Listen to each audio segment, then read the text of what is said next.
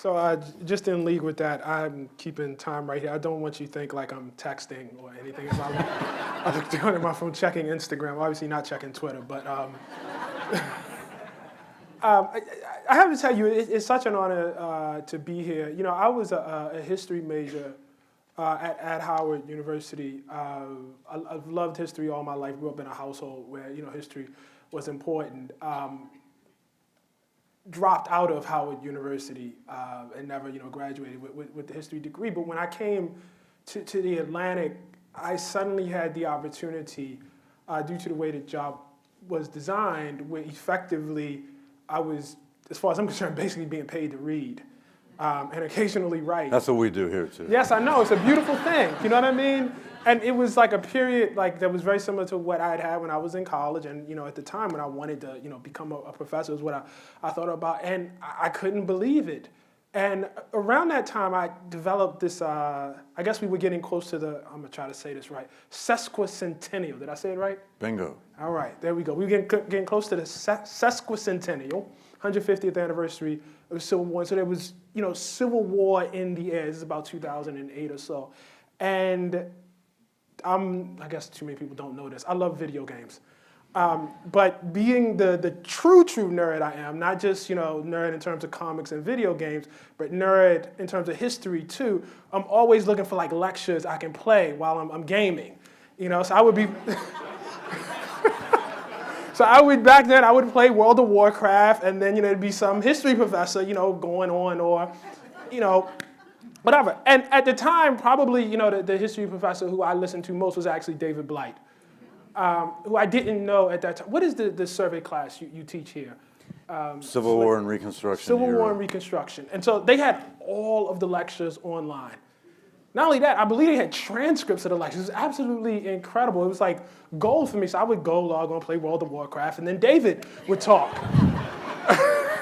for like an hour. I always wanted to have a job as a soundtrack for something. I always wanted to be an announcer on NPR or something, but I never got to do that. So. And my wife, who was supposed to be here, I'm so sad she's not, because she would walk. What are you listening to? You know, she would talk about, she would come in and it would just be blah, blah, blah, Wilmot Proviso, you know what I mean? it was David, you know? But I have to tell you, it's not like I actually was listening. I wasn't just playing XYZ. And I cannot tell you how radicalizing that class was. I effectively took that class in the best possible way. I didn't have to write anything. Or I wrote what I decided. In fact, I did write. I wrote quite a bit, actually. I wrote quite a bit. I have the great luxury and the great opportunity of having We Were 8 Years in Power, here for sale, no pressure. I would argue 1, 2, 3, at least 3 of the pieces in there, and I'm talking about the piece I wrote about the Civil War, piece I wrote about reparations, and I would even argue the piece I wrote about mass incarceration, directly influenced by what I took from David Blight.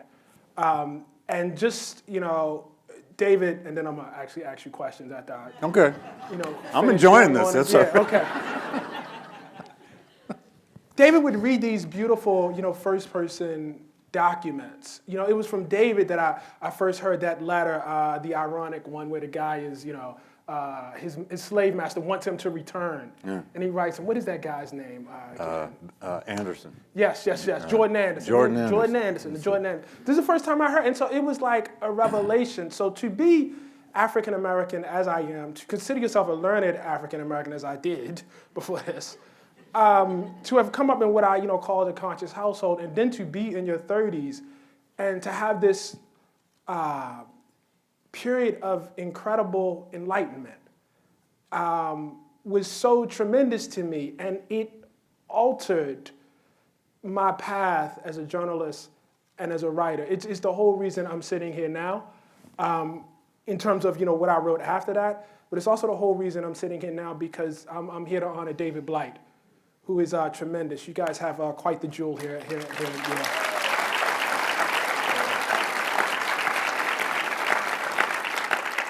As you can tell, I have quite a list of hard questions. I'll be the tough interviewer, apparently, based on that. David, I just want to start with the basics. You know, it's always interesting to me when you take somebody like a Douglass, who is relatively prominent, and not only are there biographies of him, but it's actually written about himself. So it's written his own autobiographies, 3 of them. When and how does one make the decision that there needs to be a new biography? Wow, I didn't make that decision in that way. I didn't know if there needed to be one or not, but first of all, thanks for doing this. And by the way we met, or finally started communicating and then met, was that friends started emailing me and saying, "You reading The Atlantic?"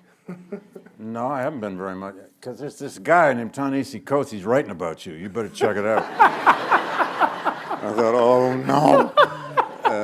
He was all over Race and Reunion and just going to town on it. But anyway, no. In a good way. Yeah, good way. I was amazed. My God, this guy had read the book and he really knew it and understood it. You're always honored when somebody actually reads the book. Anyway, I didn't decide there needed to be a new biography. I did this because, some of you know this already, because of the chance encounter with a private collection, a new collection, never seen before collection of Douglass manuscript material owned by a wonderful man in Savannah, Georgia named Walter Evans. Chance encounter because I went there in 2006 to give a lecture to school teachers on Douglass, which I've done many times. And my host said there was this collector who wanted to meet. He took me over to his house. I first saw his collection. I didn't decide right away to do it, but it's a collection, without going into the long story, that is especially about the last third of Douglass's life, the older Douglass, the extended family that Douglass was the patriarch of, his life in politics, his life in Washington, D.C.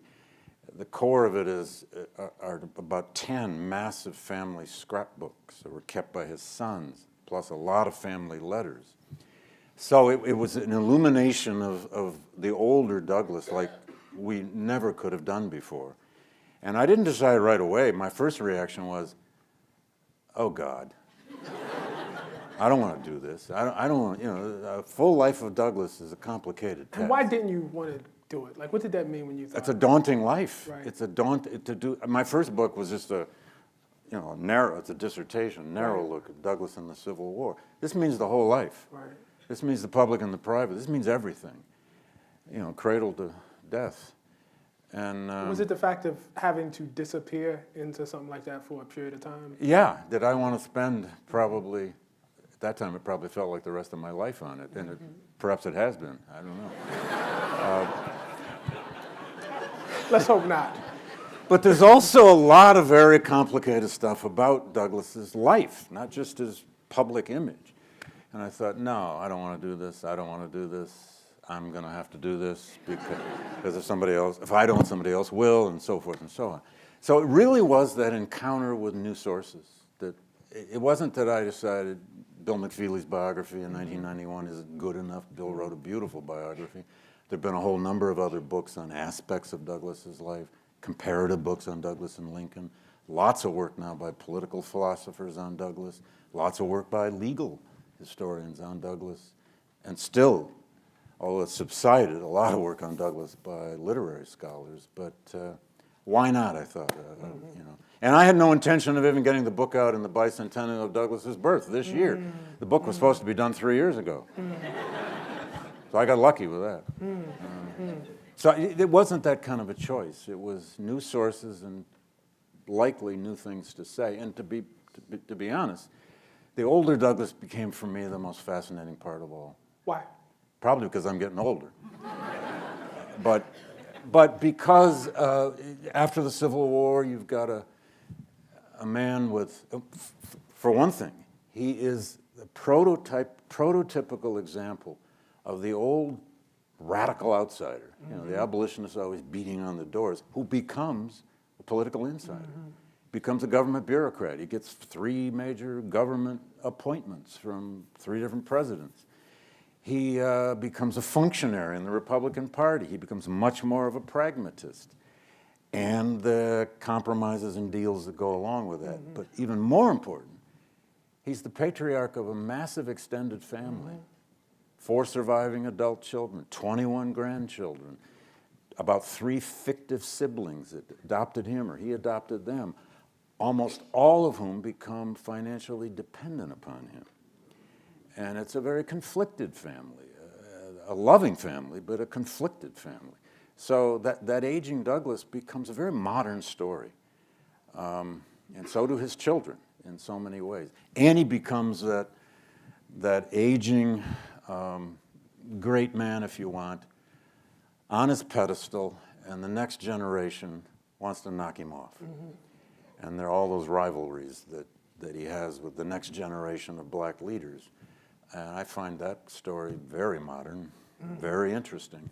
It's what generations do to each other, especially when the next generation are college-educated, free-born, and here's this, race man, this spokesman of black America who's slave-born, has absolutely not one day in his life in a schoolroom, and now he's going to get into conflicts with guys who went to Oberlin and Harvard and who are law professors who look at Douglass and say, why are you the great man? Why aren't we? And I found that he threw the mud back at them more than they threw it at him, which makes him human, really human. And yet, I want to go back a little bit, but before we do that, since we're here, just talking about those relationships. Get me away from the old man. No, we're going to stay here for just 1 second, because actually one of the more fascinating relationships to me is with, as we talked back there, another figure that's having a revival right now, Ida B. Wells. Yeah. Oh, yeah. And even though she is, I would say, slightly more radical than him, they forge a very, mentor mentee, father-daughter sort of relationship. Why do you think? And Ida, she had elbows. I mean, there are other people who later on, she ended up fighting with. What do you think was at work there? Well, it's almost grandfather-granddaughter. Yes. She's very young when she launches her anti-lynching campaign. There's some mythology about it, but she did draw him to the lynching issue. I mean, there are stories out there that without Ida Wells, Douglass wouldn't have been interested in lynching. Not quite the case. He was interested. But she drew him to a certain passion. Was it the book Southern Horrors? Was it her book? Southern Horrors, indeed, and then her personal. Even before their collaboration at the Chicago World's Fair in 1893, when she decides to go to England, he wrote letters of introduction for her. He connected her around England. Now, her tour of England didn't turn out to be so great, and she had a very difficult time in England by herself, a young black woman touring England in the 1880s, 1890s, trying to, proselytize the landscape against this horrid issue of lynching in the United States was not easy for her. And he developed a certain compassion for her passion, for her ability to go out and do what he'd done, but she's doing it as a young woman. I mean, he'd gone to England in 1845 to 47, and he gets lionized. He became this heroic traveling orator. I mean, they thought he was almost a god in Scotland. They wrote songs and poems about him. She was having a very different experience with this, and he had great compassion for that. And when she came back, she became a frequent visitor at Cedar Hill, his house in Washington. She closely befriended Helen Pitts, Douglass' second wife. They became quite close. But then they tangled, too, over what to do about the Chicago World's Fair and what to do about the fact the World's Fair was going to have Negro Day, and Ida thought that was a terrible idea. As it turned out to be, right? It was a terrible idea. And Douglass thought, well, I got to go speak. If I don't, then we're not represented. And actually, he gave a barn burner of a speech that day, and she admitted it. So they had a real testy relationship, too.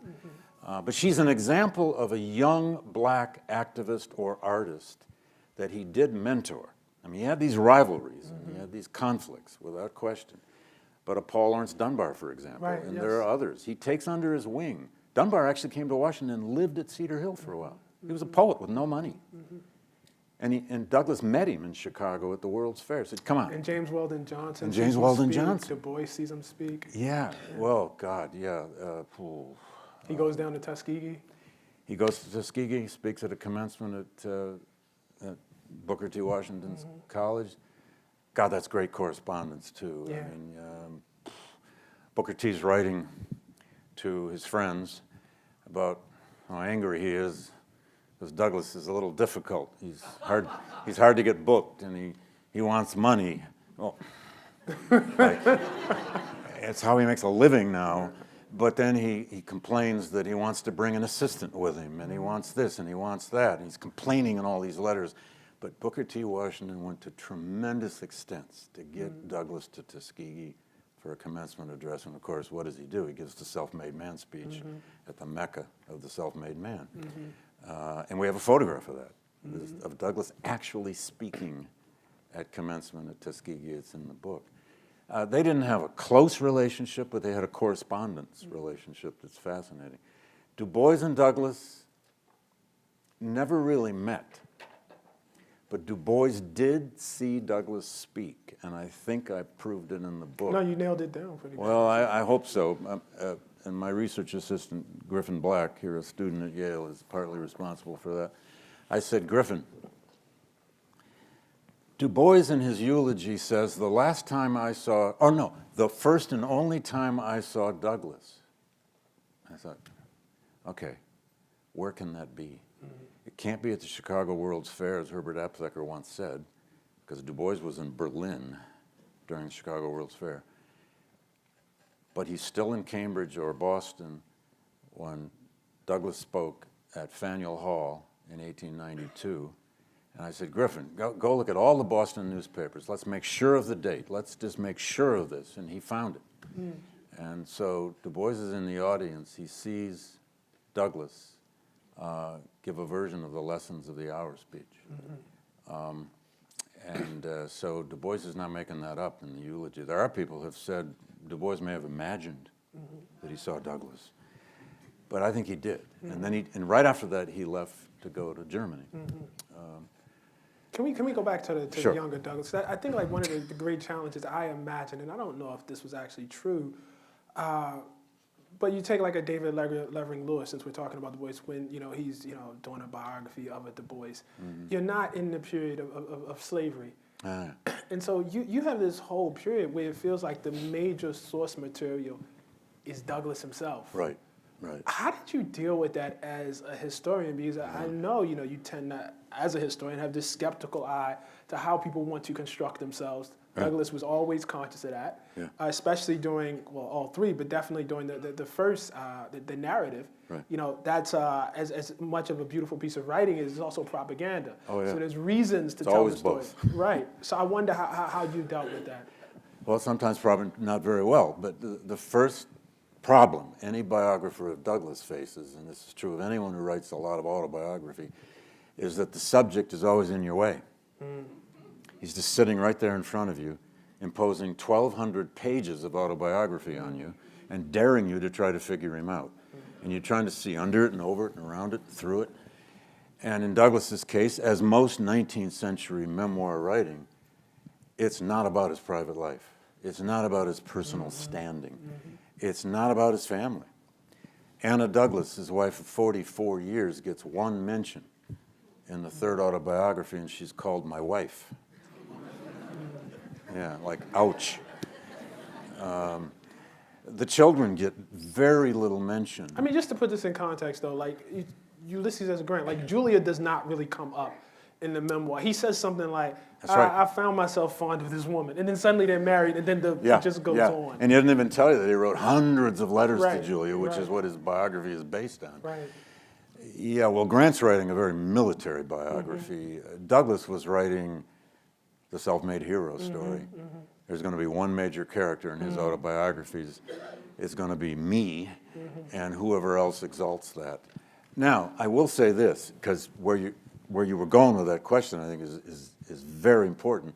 To understand Douglass's slave life, the 20 years he's a slave, about 11 on the eastern shore of Maryland, about 9 in Baltimore, you have to rely on the autobiographies. That's not all you rely on. There are real good sources on the eastern shore about this, too.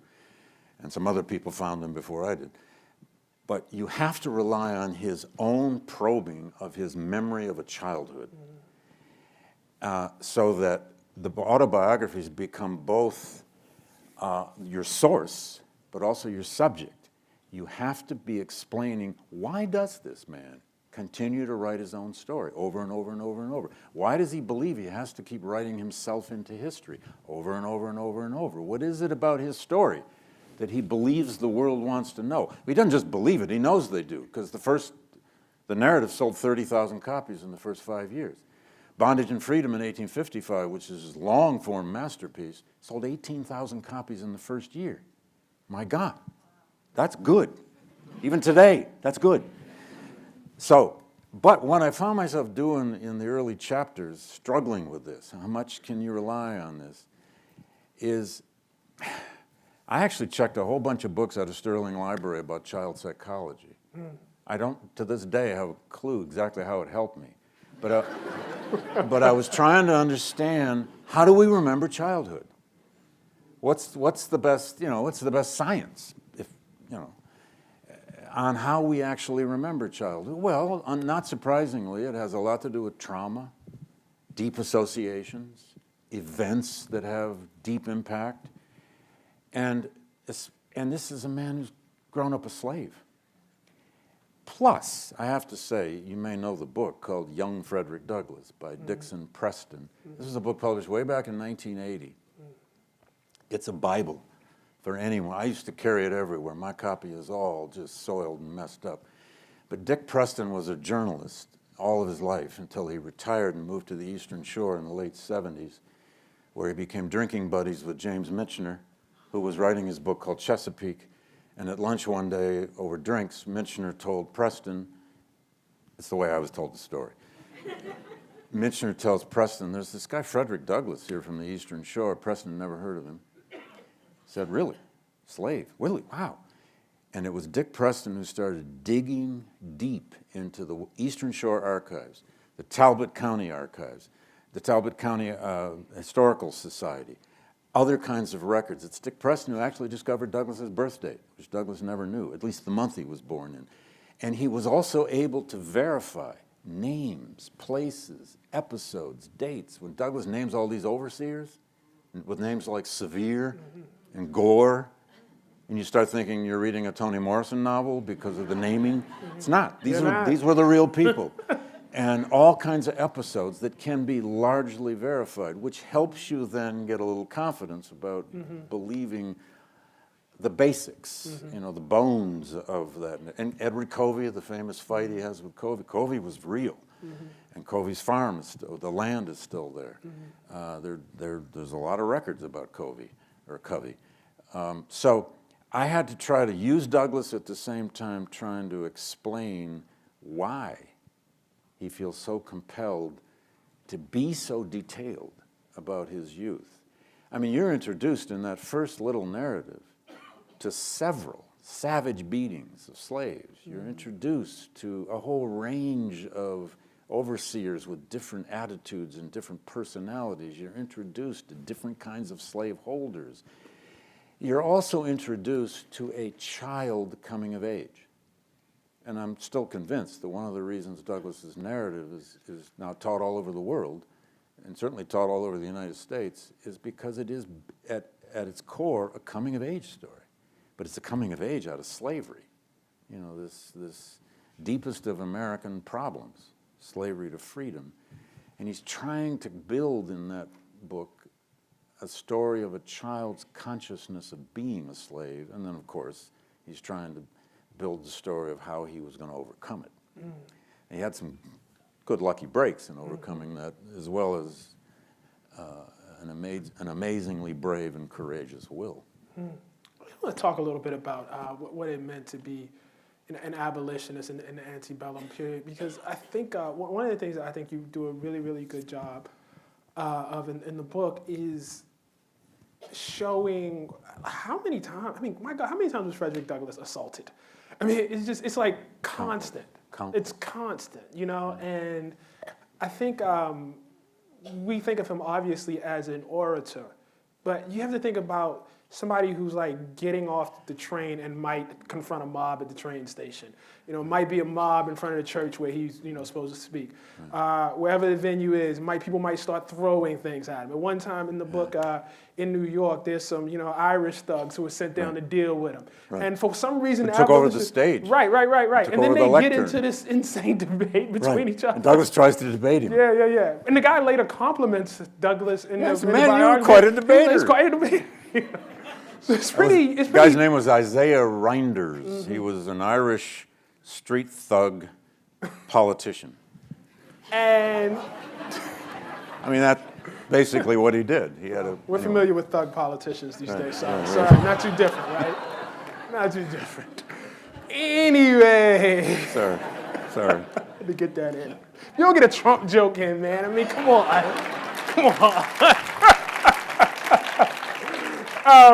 It's the subtext, no matter what we do. Right, it is. Everywhere you go. So, I mean, you're talking, I mean, this is tremendous courage. I mean, this is not just stage fright. No. You know what I mean? So when you talk about, and then I want to throw something else in there too, and this is, I mean, they're women. I mean, who are, you know, making these speeches. They're women who are abolitionists. Oh, yeah. Who are standing up and you know, and facing, you know, and crossing this line in terms of what quote unquote ladyhood was supposed to be at the time. So can you talk about what it was like, you know, the life of an abolitionist? Sure. He traveled for up to 3 years on and off with Abby Kelly, an intrepid, one of the first major women orators who could take over a stage. He traveled with her in small troops from 1841, 42 to 44. And he learned a little bit of his radicalism from her, in fact. And then there were others. Yes, in fact, I've been asked in Cuba, this is the 38th event I've done in the last 2 months, Hinder and Jan. And I'm sorry. No, it's been amazing. It's been amazing. But at so many events around the country, I've been asked this question. Why wasn't he? People get up and say, why wasn't he killed? What about the mobs? He was attacked, yes, but how, why not more often? And to some extent, one has to realize that the truth is people didn't carry guns as much in the early to mid 19th century. They might own a hunting rifle out in Ohio, or the mob that attacked him in Indiana, or the mob in Pennsylvania, but they didn't bring hunting rifles. What they did is they threw things. They threw, brick bats. That was an all-purpose word for any object you wanted to throw that could hurt somebody. Rotten eggs were used. He had a live pig thrown at him once in a church, which is probably a badge of honor. But he was attacked by a mob in Pendleton, Indiana in 1843, and he probably would have been killed. He was saved by a fellow abolitionist named William White. The rest of his life, he would write to White and say, "You saved my life. How's your family?" His wrist was broken in that rumble, and he was knocked unconscious. Mobs attacked in Boston. Mobs attacked anywhere. But there's another truth to this, and that is he learned from the Garrisonians, which is where he starts as an abolitionist for 4 years, that part of the purpose of their abolitionist meetings was to rile up the audience, to trouble the water, to get them to react, to get a response. They weren't successful if somebody didn't get angry at them. Well, they hoped angry without the live pigs and the brickbats. But he was Jim Crowed more times than he could have ever counted. Right. And early in his life, he tended, at least this is my impression, he intended to react to being thrown off a train, told he can't eat in the restaurant, told he can't stay here. He tended to react with outrage when he's young. The older he got, if he got Jim Crowed, he'd be pissed off. But he'd sometimes process it with humor and absurdity, because what else are you going to do? There's a great moment, and I'm gonna say this joke in the full context, where he talks about he's sitting on a rail seat, and a guy comes up and says, "What right have you?" He says, "What right have you to take 2 seats?" And Douglas says, "Because I'm a nigger." And he says, "Well, that doesn't give you the right to 2 seats." That's right. That's right. That's Douglas telling that story, not David. So it's just really clear. I used that with a little different language last week in Los Angeles, where I got interviewed by a comedian. Right. Baratunde Thurston, you know him? Yes, I do. And he said, "Tell me about Douglas' sense of humor." So I used that one, and It sort of worked. I didn't Yeah. quite tell it the way you did. Let's talk about, because we were on this subject of how people reacted to him. I detected through the book that there's a gender element here too. Douglass is so that there's I think a stereotype of how African Americans behave, but also how they look. And this idea of being, well, let's just say being ugly, being servile, being stooped. And here you have, there's this handsome, attractive young man who, is courageous, standing up, and there are white women traveling with him. There are white women in the audience. How did that play into the reaction to Douglass? A lot. Yeah, look at the image. There's a reason he's the most photographed American of the 19th century. At least we believe that now. Not just because he's so good looking. Part of it is because he traveled everywhere all the time, and everywhere he went, somebody wanted him to sit for a photograph, and because he wanted to project the opposite image. Look at me. I'm educated. I'm an intellectual. I'm dressed maybe I'm dressed better than you, and you're going to listen to me, and I got something to say. Check me out. I am not your image of black people.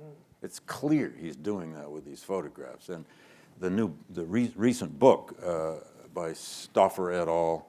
Called Picturing Frederick Douglass shows that analytically, beautifully. But yeah, he played off his own gender, virility all the time. There's no question about that. And I have to tell you, in this Evans collection, among other sources, there are endless descriptions of him that appear in local newspapers. One of the things these scrapbooks have are endless newspaper clippings from everywhere he goes. And often they are written by women, describing his voice, his presence, So there's a great deal to that. Plus, he could, get up and, if you wanted an orator who could get up and belt out the lights from the top of his head, he could do that. Although, frankly, he was even better at a carefully prepared text of an analytical speech. He wasn't just the male orator who could belt out the lights for you or deliver the sermon off the top of his head. In fact, all of the great speeches have a text, all of them, as opposed to the woman orator who isn't expected to do that, who is not expected to belt out the lights, who is probably just expected to tell a story. But Douglass, from the beginning, I think this is important. We're going to get to women's suffrage, I'm sure. But Douglass was, as he always put it, a women's rights man, maybe not from day one. He's so young. He's 23 when he enters the abolitionist circuit. How old is he when Seneca Valley happens? It's 1848, so he's 30. Young. He's still very young. Yeah. He's only in his 20s when he first goes to England. But he gains all this experience on platforms next to intelligent, well-educated women from almost day one, who he wants to be equals with. He wants to be accepted by. It becomes actually in time a bit of a problem because this young black guy who can take over a stage, some of the other Garrisonian abolitionists got a little uncomfortable with the fact that audiences, even in the early 1840s, they often traveled in groups. They traveled as troops. They would have an abolitionist meeting. There'd be 3, 4, 5, 6 speakers. They'd have some resolution they were to speak to. But what sometimes happened is the audience would start saying, Douglass, Douglass, Douglass. We want Douglass. And the other speakers have to kind of, go over here.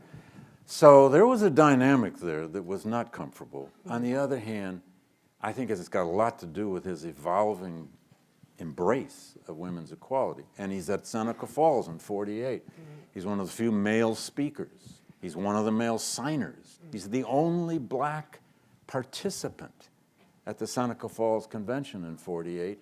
He's just started the North Star, his newspaper back in Rochester up the road, and he goes back and changes the masthead of the paper to right is of no color or sex, which remained the masthead of his paper for years. He even embraced women's economic rights in the 1850s, divorce rights and so which was considered the most radical aspect of the women's rights movement. But he played on his virility, make no mistake, and it probably backfired on him here and there. Yeah, well, let's talk about one instance where it did. Well, we'll start there, and this plays a role. Let's talk about his split from the Garrisonians. Sure. So one of the interesting things about Garrison, what I find interesting is, so Douglass has this story that certainly involves violence in terms of, he did not pray his way, out of enslavement. I believe in the narrative he has this line, you have seen how the slave was made, how the man was made a slave. Now you'll see how the slave was made a man, and it involves violence. Violence. This whole macho sort of thing, and it's about being violent and taking control. But then he hooks up with the Garrisonians and he becomes a pacifist. Or tries to. So you don't. How much do you feel like he actually believed it? How far in was he? Well, I don't want to romanticize either way.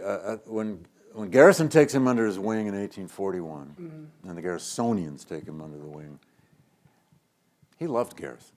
I mean, Garrison did discover him in a sense. Garrison gave him a career.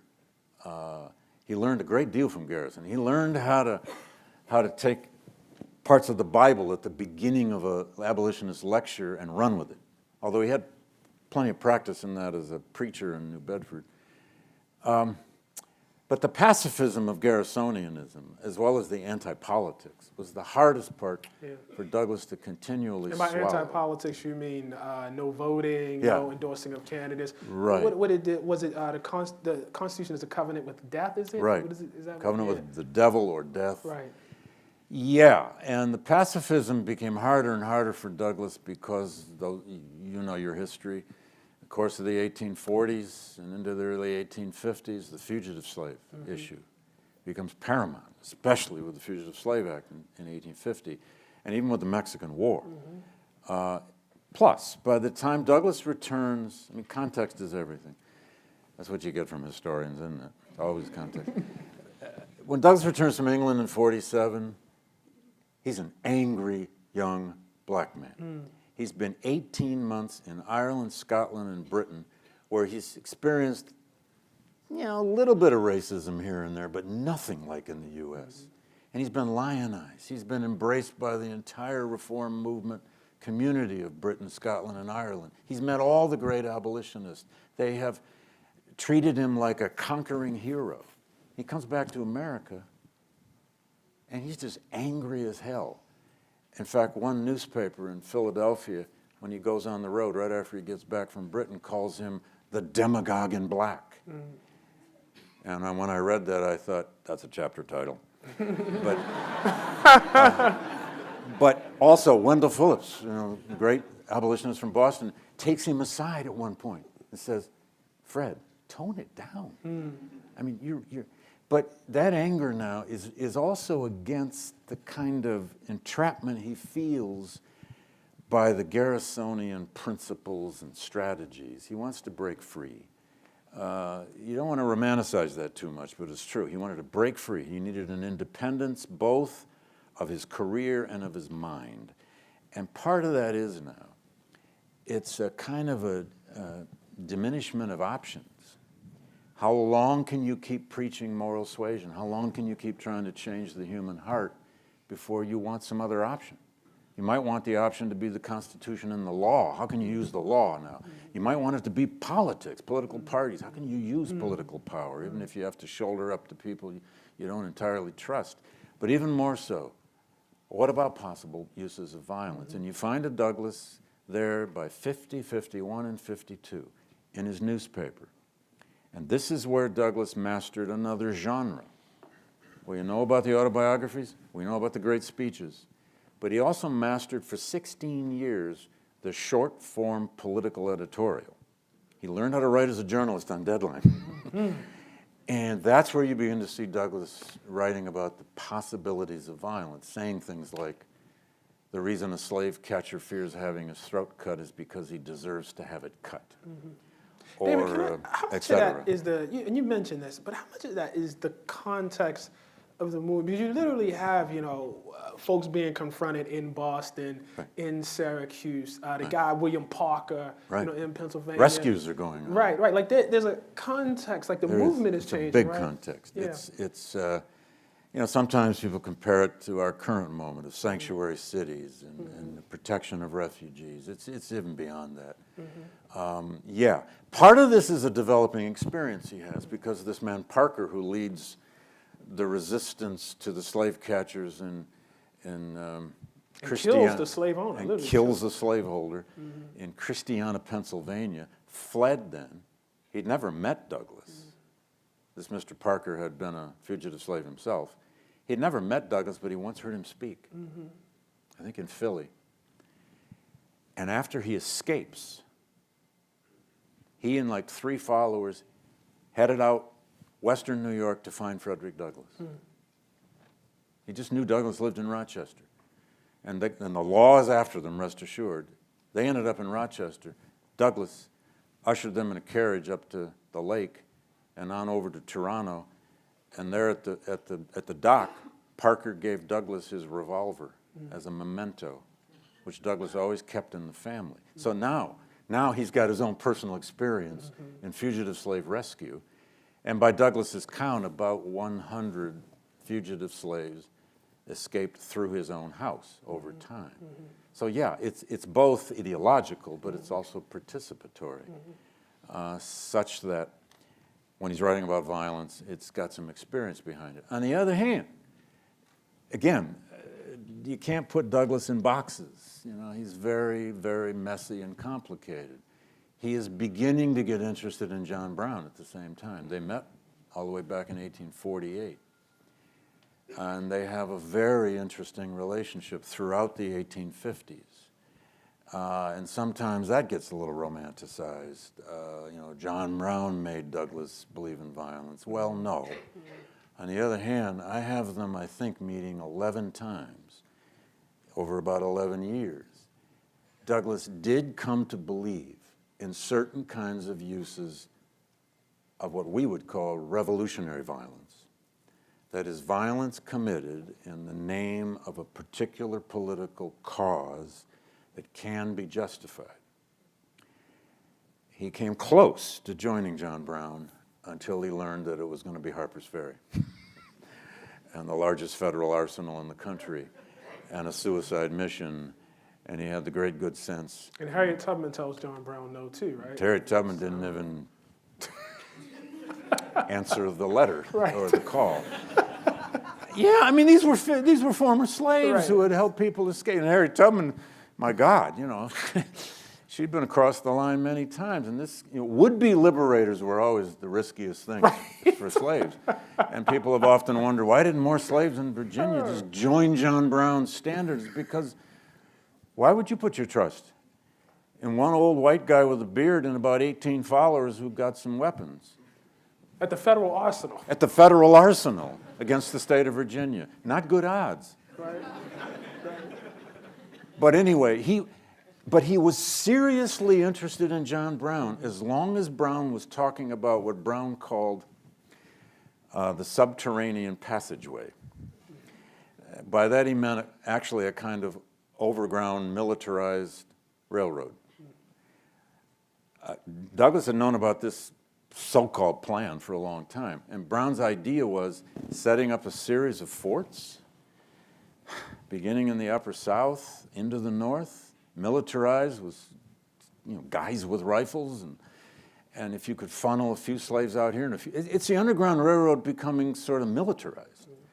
Douglass was interested. If there was somebody who actually wanted to try this. And it is a measure, he's not alone in this, it's a measure of how a lot of abolitionists are becoming desperate in the 1850s, especially after the Dred Scott case. Because you don't know the Civil War is going to happen. No, you don't know the war's going to happen. Yeah. You don't know if there's any future at all. Yeah. And after the Dred Scott decision, the Supreme Court just said, you have no future. Right. You have no rights. Right. Get out of America. Right.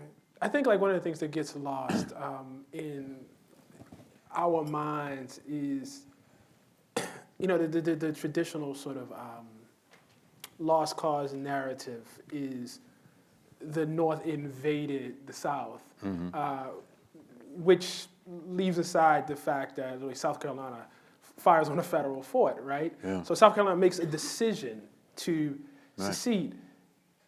It can't be clear to you, even if the Republican candidate wins, that necessarily the South's going to secede. Like you don't know. You don't know that there's going to be a war. No. You don't know that war will eventually lead to abolition. No. There's no reason for you to know that. And we're all creatures of experience, and that's exactly what happens with Douglass, because in the secession winter, 1860-61, when 7 southern states secede from the Union, Douglass, and he says this all the time in his newspaper, first of all, you got to realize Douglass is not inside any Republican political circles yet. He has no inside path to Lincoln or anybody.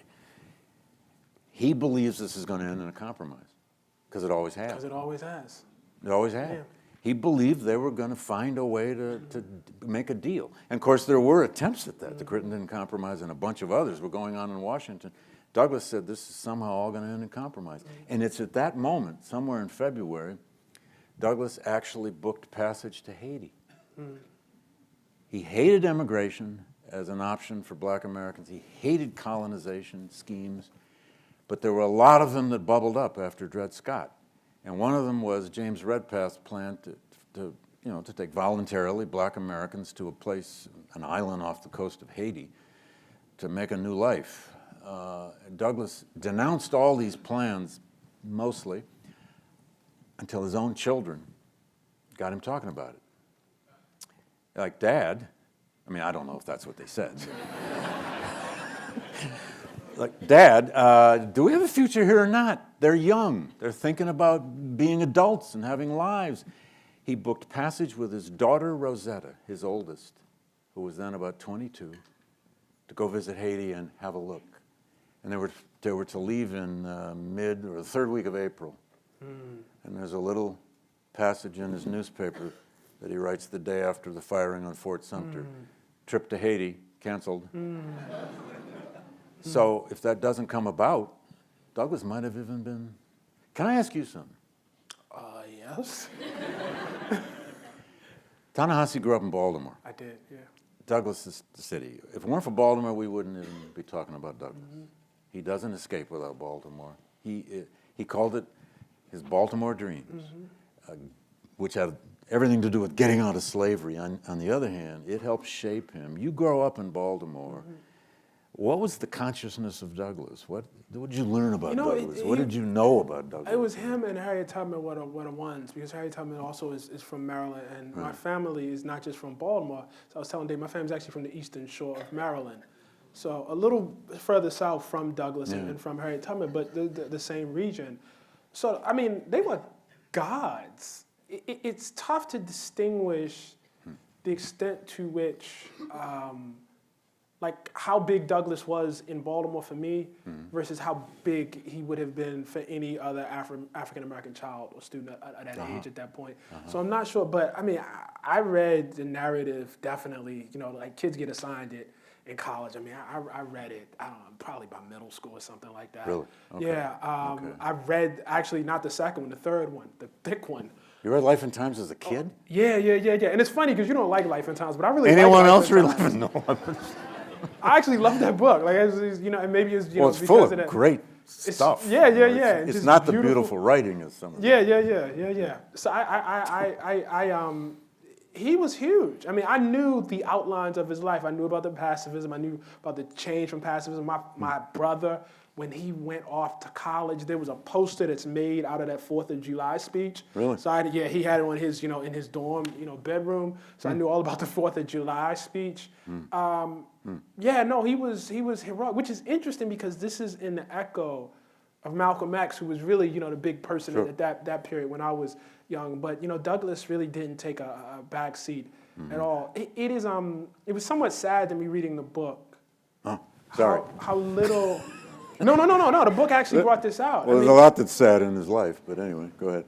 I did not understand Baltimore as a kind of mecca for free black people. Oh yeah, as a huge nexus. free black population. So population. that history was completely lost. So that did not translate, to me until I read your book. And so that part was just absolutely fascinating. Well, the year Douglass escapes, which is 1838, Baltimore had about 130,000 people. It was a huge and important ocean port. It was a great shipbuilding city and so on and so forth.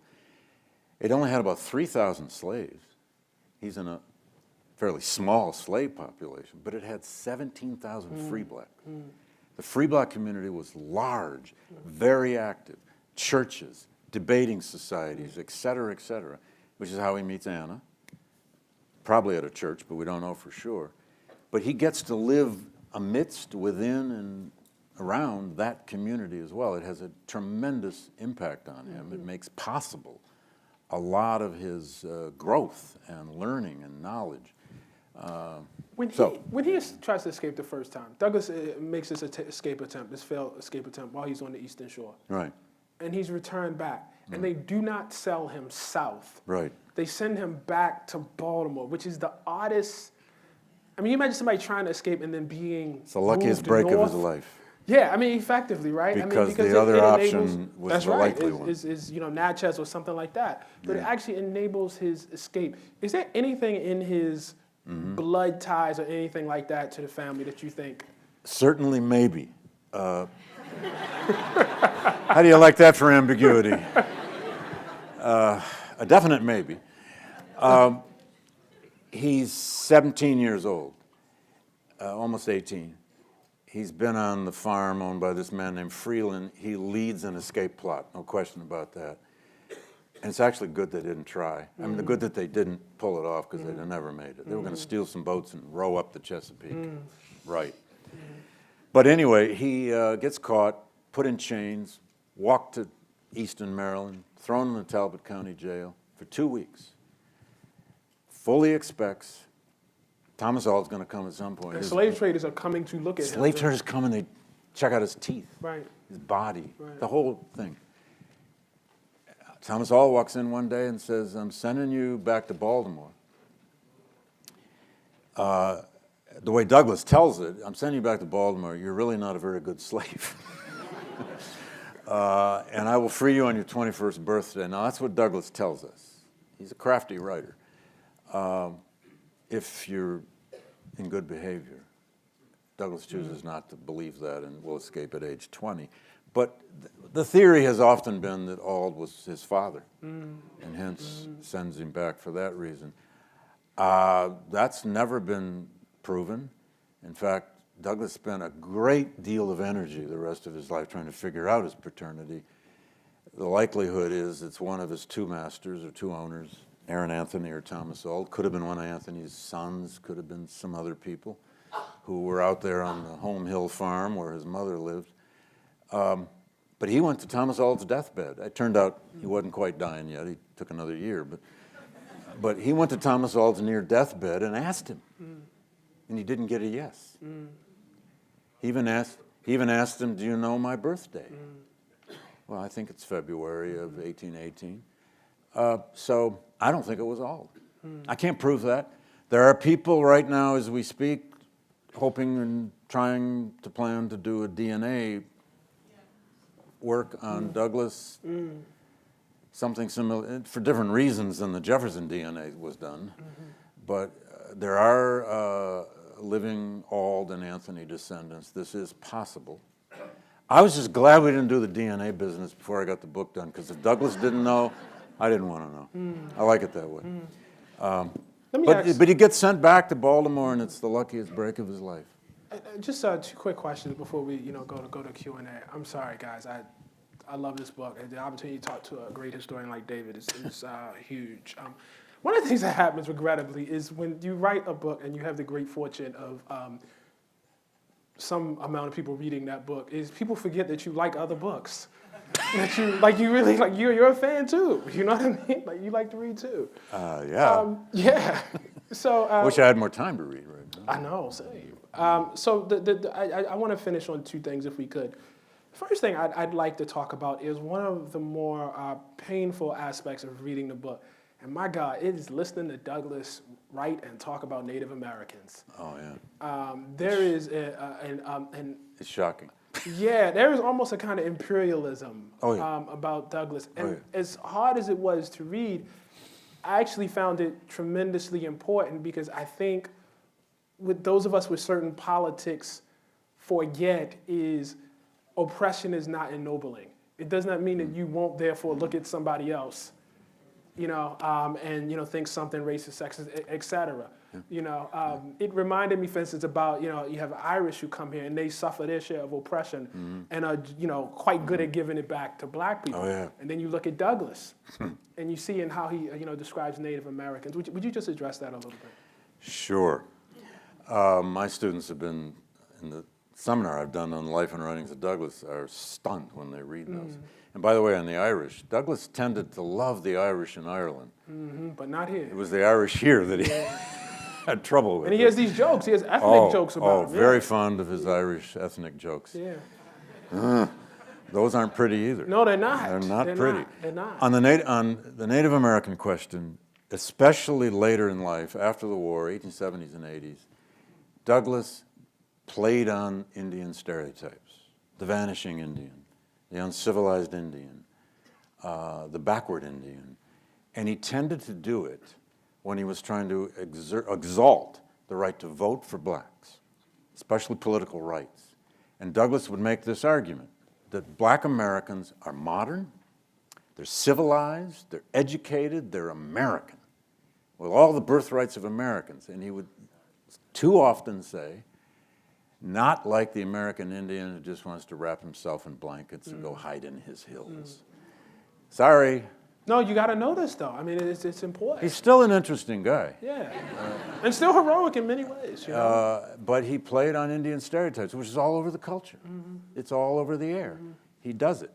On the other hand, he also, other places, expresses great empathy and sympathy with the Indians being, crushed and defeated in the West. He does. But when he needed that argument by juxtaposition for blacks, stop denying us the right to vote, we're like you, or we want to be a citizen like you, he would play with this idea that Indians don't make good citizens, and they're not yet. They're not included in the 14th Amendment, lest we forget. So yeah, there's some pretty ugly language there at times. There are other times when Douglass lets down his guard and says things that make you do an ouch, like in the women's suffrage fight that he has with Susan Anthony and Elizabeth Cady Stanton and a few others over the 15th Amendment.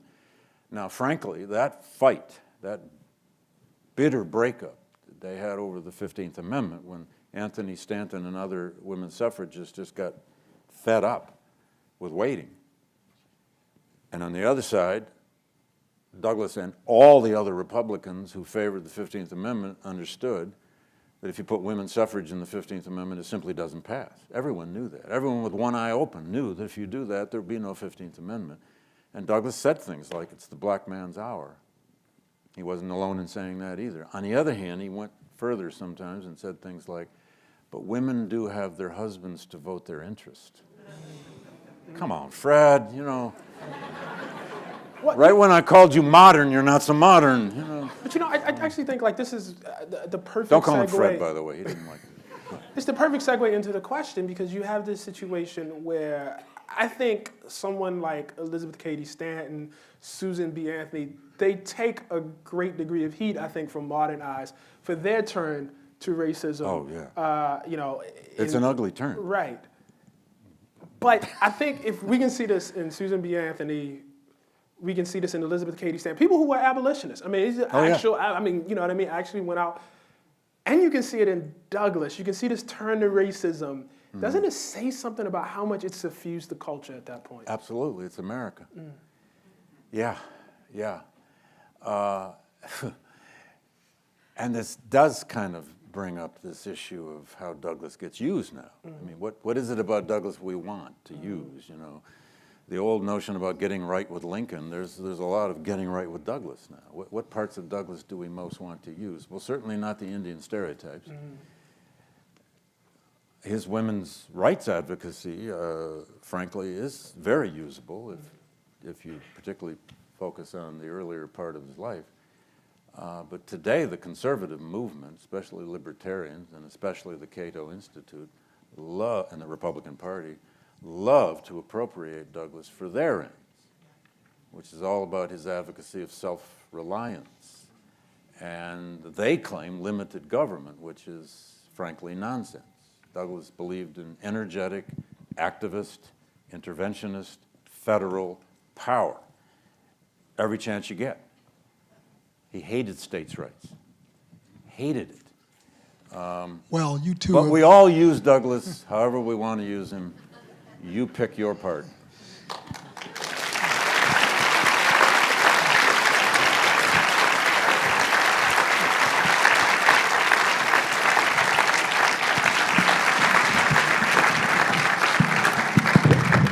Well, they were into it. I didn't think I'd have to stop the conversationalists.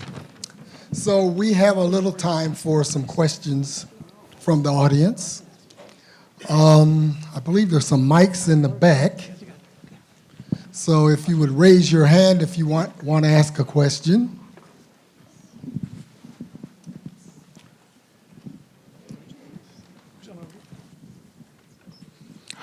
Hi. There's a lot to be said about Douglass's relationship with Abraham Lincoln. I know that there have been a number of people to choose to brand Lincoln as a total racist who didn't care about blacks at all and did everything for political reasons and to save the Union. What could you say to us briefly about about Douglass's views of Abraham Lincoln? Well, Lincoln wasn't all one thing or all anything anywhere. Lincoln was a very wily pragmatist with a moral core. Their relationship is fascinating after the war begins. Douglass first became aware of Lincoln during the Lincoln-Douglas debates. Douglass actually was in Illinois during one or more of the Lincoln-Douglas debates. I forget how many. He might have even attended one. We don't know that for sure. But he sort of covered it, or he went there. He ended up writing some things about it. But then with Lincoln's election, which Douglass was ambivalent about, he supported Lincoln and the Republicans in 1860, but only modestly. He wasn't sure if he could trust the Republicans yet. And then in the first year of the war, he didn't trust them. And he became one of the one of the fiercest critics Lincoln had ever had because of the administration's policy of returning fugitive slaves to their owners, to the Confederacy if possible, not acting directly and forcefully against slavery, trying to keep the war limited. Douglass saw Fort Sumter as the beginning of a war against slavery, an abolition war. That's what he called it. Douglass's name for the Civil War was the Slaveholders' Rebellion. And he wanted an abolition war to destroy them. And he becomes a virulent war propagandist. And part of his war propaganda is chastising Lincoln for being what at one point he called the most powerful slave catcher in the land. Now that's going to change, and I don't want to go on too long about this, but that's going to change markedly with the preliminary Emancipation Proclamation and the final proclamation. Douglass's concern at that point was not Lincoln's moral core, was not his beliefs, it was his policies. Now, later, when they meet, and they're going to meet 3 times, August of 63, August of 64, and then at the second inaugural in March of 65. The fact that they met face to face, eye to eye, those 2 times at the White House, then the business of Lincoln's personality, his character, becomes a subject that is very important to Douglass. And he comes away saying things like, I believe I can trust that man. I've never been in the presence of a white man who treated me so seemingly honestly. Although he said the same thing about John Brown, too. So it's a difficult, complicated relationship. I've always said we don't want to make too much of it. There are people out there who want to say that Douglass made Lincoln do it. Would that that were true. Would that somebody could discover that Lincoln note or letter that says, you know, this guy Douglass, I've been reading him, and he's now the reason I'm going to do emancipation. It's not going to, and if somebody does that in a movie, I don't want anything to do with it. And they might. But on the other hand, by the time of 64 and 65, they started at very different places, and I argue in the book that by 64, 65, it's as though they've come to almost the same script. And I argue that when Douglass is in the audience, right down to the left, when Lincoln gives the second inaugural, he's there. With John Wilkes Booth, too. And John Wilkes Booth is right up there, yeah. But when Douglass heard the second inaugural, his response was in part that he'd been writing that speech for Lincoln for years in his own mind, but thank God Lincoln said it. Because if Lincoln said it, the United States just said it. And that's the important part. The U.S. has said this, not just some guy who's president. And of course, Eric Foner's book on this question of Lincoln's growth. I mean, there's a zillion books on Lincoln to read on this, but one of those zillion to start with is Eric Foner's book, Fiery Trial, because it really shows that growth story for Lincoln, without romanticizing it. That's what I'd recommend you start with if you haven't already. You probably already read it, though. Who's? Right here, and then. They're going to need the mic, though. So, who's got the mic here? Here first. I got a mic. Over here?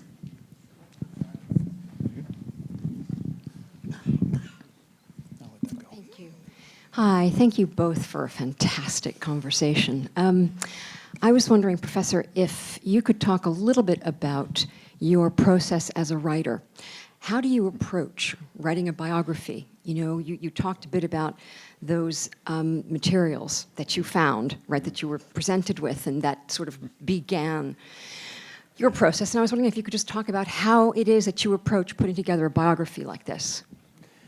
Yeah, I'll try to be brief. You ask a writer how they write, and you might fall asleep at night hearing it. But with humility, it's daunting. I had lots of outlines. Oh, I had chapter outlines coming out of my ears, and they just kept mutating. And the truth is, eventually, I kind of let the chronology of his life and the episodes of his life develop the chapters. And then I also was very aware early that I had some big themes. And there end up being, I say there are 6 of them in the introduction. I hope there's 6, because that's what I said. Big themes like words and language, his use of the Bible, how deeply steeped he was in the Old Testament, and I have to explain that, which is why I put the word prophet in the title. The autobiographies are a big theme.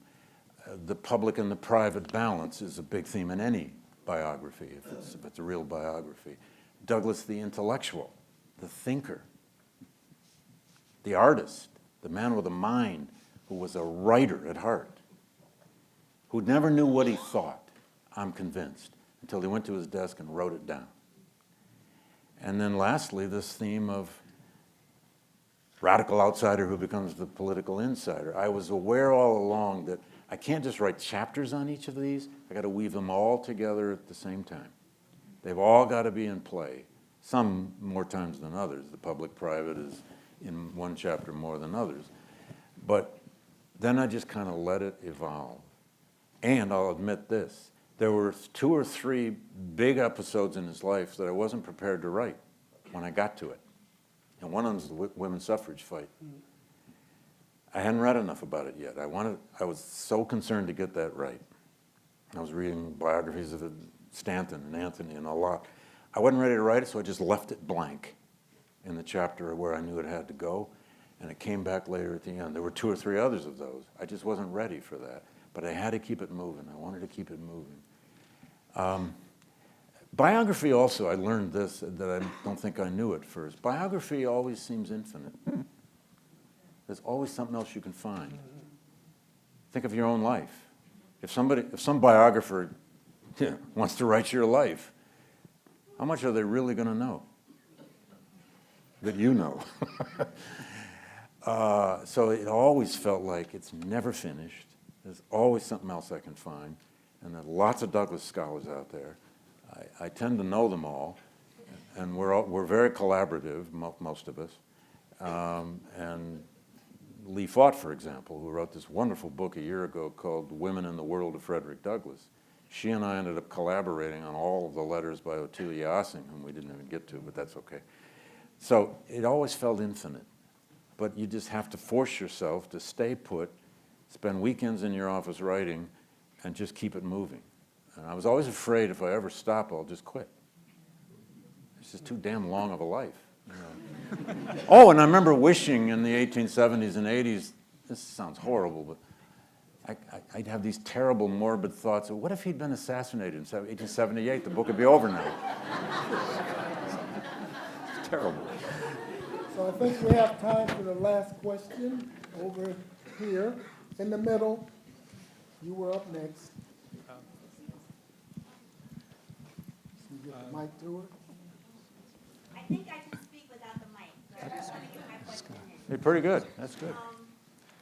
We have, both of you write extensively on the Civil War. I have written. Can you hear back there? No. We need the mic. Where'd the mic go? There you go. Okay, we'll try it again. There you go. Both of your writings about, both of you have written about the Civil War and about what I call the rebranding of the Confederacy. I wanted to know what Douglass's reaction was, because I feel that the rebranding kind of happened during his lifetime, and what his reaction to that was. Him pulling the, slaveholder rebellion becoming the lost cause. What was his reaction to this rebranding and this rewriting of the history of the Confederacy? No, man, you wrote the book. And it's in the book. All right, but I'd like to hear you on that too. But he hated the lost cause. He spent the last third of his life fighting it, damning it, wishing it away. When Robert E. Lee died in 1870, he couldn't stand the eulogies of Robert E. Lee. He said, enough of the, quote, nauseating flatteries of Robert E. Lee. We honor a man who tried to destroy the Republic more than we honor Grant for saving it. He developed arguably the best, most thoroughly analytical critique of the lost cause of any American writer in the late 19th century. And he was hardly alone. There were plenty of others. He did his utmost to argue for and sustain an abolitionist, and what I called in another book, an emancipationist vision or memory of the Civil War. And actually, Douglass came to write a great deal about this idea of collective memory. I mean, one could even call him a theorist of collective memory, if we need theorists of collective memory. He had a lot to say about how people, cultures, nations remember collectively. And he was fighting against, it's an interesting use of the word branding. And he left an enormous amount of material to work with on that. He gave endless speeches at Grand Army of the Republic gatherings. These were Union soldier gatherings, at Black Emancipation Day gatherings, arguing for the idea that the war was caused by slavery. Its greatest result was emancipation. Its greatest creation was emancipation, and its greatest results were the remaking of the U.S. Constitution. But he knows he's fighting a mostly losing cause against the lost cause by the 1880s and 1890s, but not a completely lost cause, because that dissent of his has a lot of other echoes across the culture, especially in black communities. I would just say that, people often say, well, that person was a man at that time. Well, at that time, we didn't know what was right. And one of the most heartening things about reading that critique in David's biography is, in fact, in every time there are people who know what's right and wrong.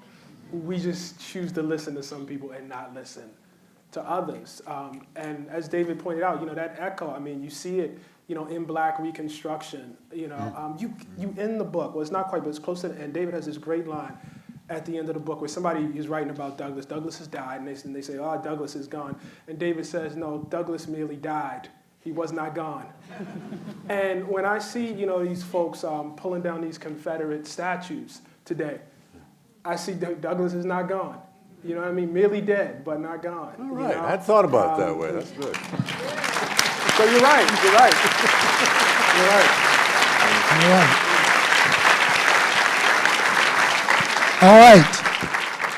But every time we think we've won one of these memory debates, watch out. It comes back. Because That's right. it's circling around to come get back and get you. That's right. All right, before we close out, there's always, for an event like this, as you might imagine, a few people, organizations that we ought to thank for their generosity in making it happen. Obviously, first, the Yale University Art Gallery, Yay. and in particular, Marlene Theodore, Liz Hartnett, and Frank Biseglia, and director Stephanie Wiles. Belonging at Yale, an initiative of the Office of the Secretary, headed by Kimberly Goff Cruz. Atticus Bookstore and Café, Daniel Vieira and the Gilder Lehrman staff, especially Melissa McGrath, and Daniel for handling the live streaming and photography and all things digital for this event. And of course, finally, David and Ta-Nehisi for giving us this exhilarating, I think, and splendid conversation about David's book. We thank you.